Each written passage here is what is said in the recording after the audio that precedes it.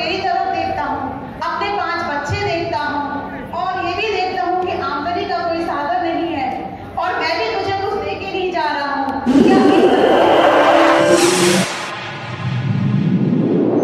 इस news channel पर जो भी वक्ता ने कहा वो उसकी अपनी राय है जिसकी पुष्टि नेशन न्यूज इंडिया नहीं करता। धन्यवाद। क्या इन परिस्थितियों में रहा तो मुझे विदेश जाकर पढ़ने की अनुमति दोगी? ये बात सच है साहब कि मेरे पास आमदनी का कोई साधन नहीं है और आप भी मुझे कोई पैसा देकर नहीं जा रहे हैं, पर मैं आपको भरोसा दिलाती हूँ कि आप जाइए और अपनी इच्छा को पूरा कीजिए। मैं अपने 5 बच्चों का और अपने परिवार का ख्याल रख लूंगी। आप जाइए। तो यहाँ मैं निष्फिक्र होकर जा सकता हूँ? आप जाइए। ठीक है रमा, मैं अपने परिवार का ख्याल रख लूंगी। माता मुंबई की गलियों से गोबर उठाकर लाती है और उनसे कंडे बनाकर बेचती है।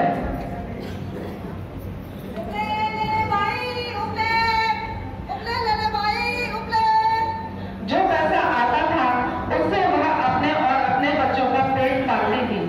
इतना पैसा नहीं आता था कि वह अपने पैसे से अपने परिवार का सही तरह से गुजारा कर सके और अपने बच्चों को अच्छी परवरिश कर पाती। देखते ही देखते उनका बड़ा बेटा दामोदर बीमार हो गया। मेरा बेटा दामोदर नहीं है। पैसों के अभाव में मैं उसका इलाज नहीं करा सकी। मेरा बेटा इलाज नहीं करवाया और दामोदर इस दुनिया को छोड़कर चला गया। यह बात माता रमाबाई ने बाबा साहब नहीं बताई। विदेश से बाबा साहब डॉक्टर भीमराव अम्बेडकर जब दफ्तर में प्रवेश करते हैं और बड़ौदा नौकरी करने जाते हैं तो देखिए एक दफ्तर का दृश्य।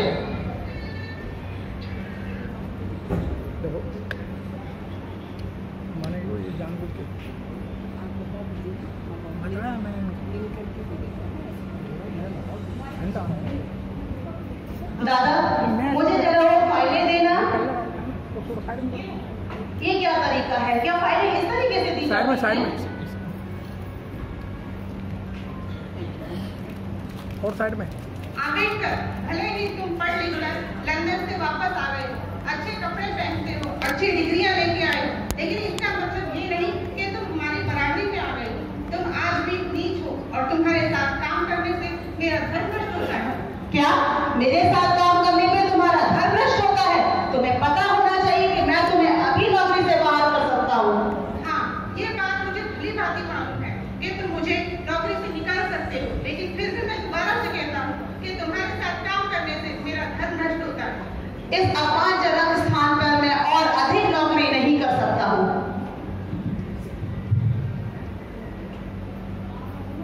बाबा साहब डॉक्टर अम्बेडकर रात को अपने घर जाते हैं बड़ौदा।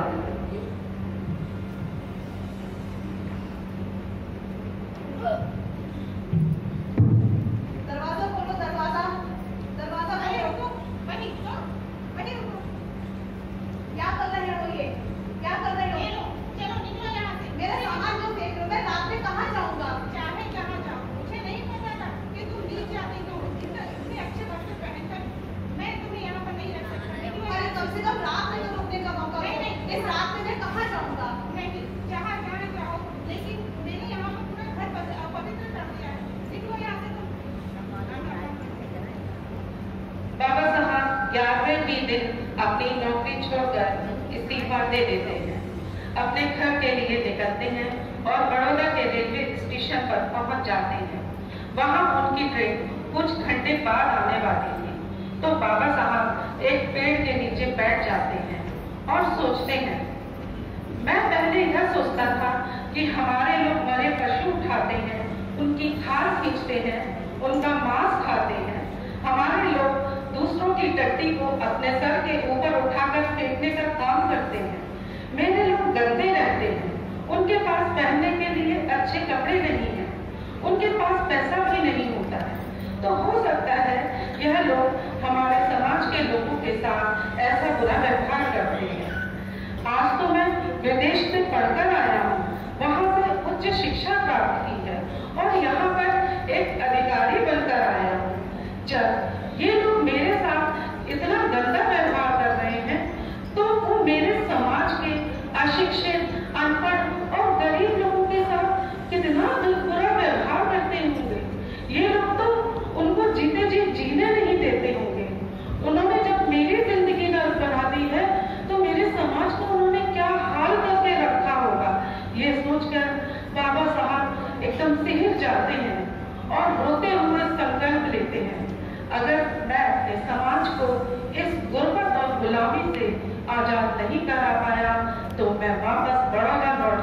कभी नहीं आऊंगा।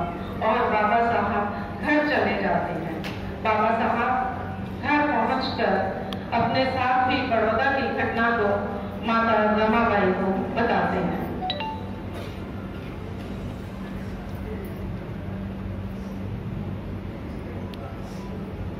रमा, मैं एक बात बताना चाहता हूँ। हाँ बताइए। मैं नौकरी तो करना चाहता था रमा, लेकिन उन लोगों ने मुझे नौकरी नहीं करने दी। उन्होंने मेरे साथ बहुत बुरा बर्ताव किया रमा। वो मुझे फाइल, वहाँ का चपरासी मुझे फाइल फेंक देता था, मटका पीने का पानी अलग रख देता था। उन लोगों ने मुझे मारने का भी षड्यंत्र किया रमा। हाँ, इसलिए मैं वो नौकरी छोड़ के आ गया हूँ रमा। कोई बात नहीं साहब, आपको जैसा ठीक लगे आप वैसे करिए, मैं हमेशा आपके साथ हूँ। ठीक है रमा। और बाबा साहब इधर मुंबई में नौकरी करने लगते हैं।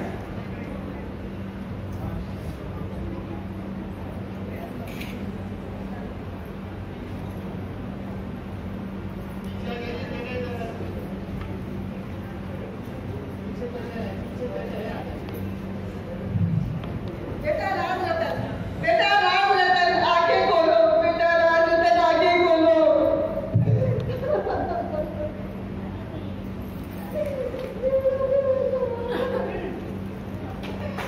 नहीं चलो, जल्दी से जाइए, साहब को बुला कर लाइए।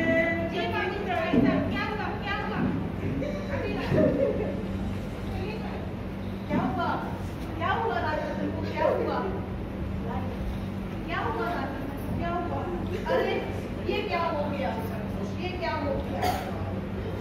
बस कीजिए साहब, आपको बस कीजिए। आपकी समाज सेवा की लालसा ने और मेरे घर परिवार को उजाड़ के रख दिया। अब तो बस कीजिए साहब, अब तो बस कीजिए। रमा, तू तो रो भी सकती है रमा, मैं रो भी नहीं सकता। मैं तो अपने समाज के रोज हजारों सैकड़ों बच्चों को ऐसे मरते हुए देखता हूँ रमा। चुप हो जा रमा, चुप हो जा, धीरज रखो रमा, धीरज रखो। आज तक साहब मैंने आपकी हर बात को माना, मैं ये बात ही मान लेती, पर आप तो कहते थे साहब कि बाबा तेरा ये बेटा देश पर राज करेगा। अब मुझे बताइए ना साहब, मेरा बेटा देश पर कैसे राज करेगा? मुझे बताइए ना साहब, मुझे बताइए। ये बात सत्य है रमा कि राजरत्न इस दुनिया में नहीं रहा, लेकिन मैं राजरत्न के पार्थिव शरीर की सौगंध खा के कहता हूँ कि मैं इस देश में ऐसा काम करके जाऊंगा कि इस रमा की कोख से पैदा होने वाला राजरत्न, इस देश की रमा से पैदा होने वाला बेटा इस देश पर राज करेगा और इस देश का नाम रोशन करेगा। मेरा विश्वास कर रमा, मेरा विश्वास कर। इतना कहने के बाद बाबा साहब अपनी जेब में हाथ डालते हैं और देखते हैं राजरत्न के कफन तक के लिए उनकी जेब में एक पैसा नहीं होता है। यह बात माँ रमाई समझ जाती है और माँ रमाई अपने साड़ी के कपड़े को फाड़ कर राजरत्न के ऊपर डाल देती है। तभी बाबा साहब डॉक्टर भीमराव अम्बेडकर को ख्याल आता है कि उन्हें गोलमेज सम्मेलन के लिए लंदन जाना है और अटैची उठाकर अरे भीमा, ये क्या? तुम ऐसे ही चले जाओगे? ये समाज सारा तुम्हारा क्या कहेगा कि तुम कम से कम अपने पुत्र का अंतिम संस्कार तो करते जाओ। मुझे मालूम है तुम लोग यहाँ पर संभाल लोगे, स्थिति को भाप कर लोगे, लेकिन मुझे अपने देश के हजारों, अपने समाज के हजारों सैकड़ों बच्चों का भविष्य संभालना है।